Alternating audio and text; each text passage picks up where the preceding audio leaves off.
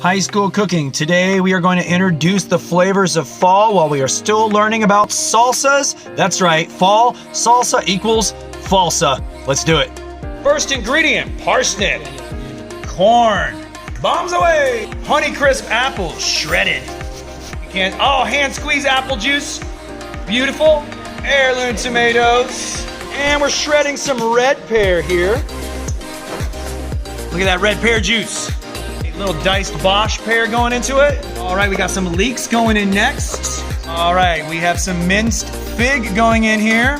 Garlic, red cabbage, pepitas. All right, cranberries, pomegranate. It's okay, you got it. You're not gonna mess it up. Apple cider vinegar, beautiful. Another blue for me. Oh, look at that shake.